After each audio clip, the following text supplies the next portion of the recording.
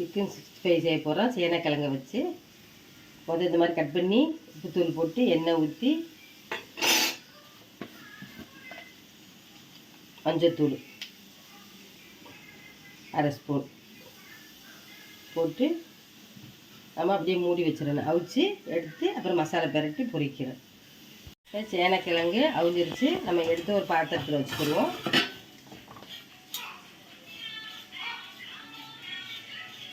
ரொம்ப அவிஞ்சிட்டா குழஞ்சரு பொரிக்க முடியாது. இந்த பதத்துக்கு அவிச்சுக்கிறோம்.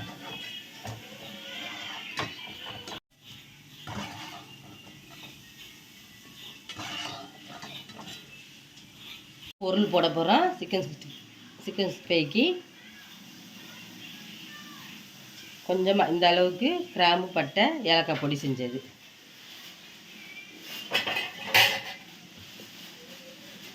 ஜீரகம், மல்லி பொடி செஞ்சது, வறுத்து பொடி செஞ்சது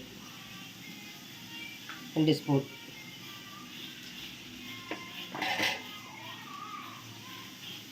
மிளகுத்தூள் 1 ஸ்பூன்,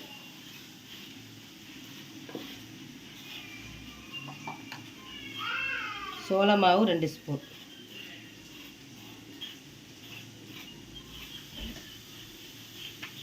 உப்பு ஏற்கனவே போட்டிருக்குறோம்.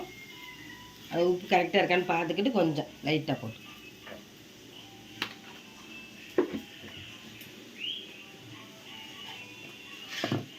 கொஞ்சமாக கலர் பொடி.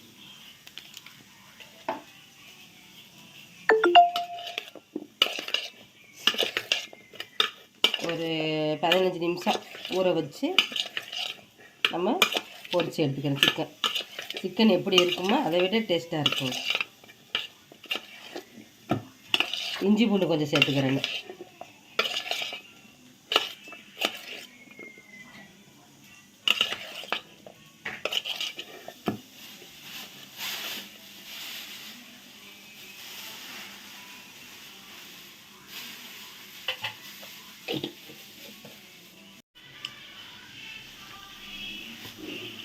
இஞ்சி பூண்டு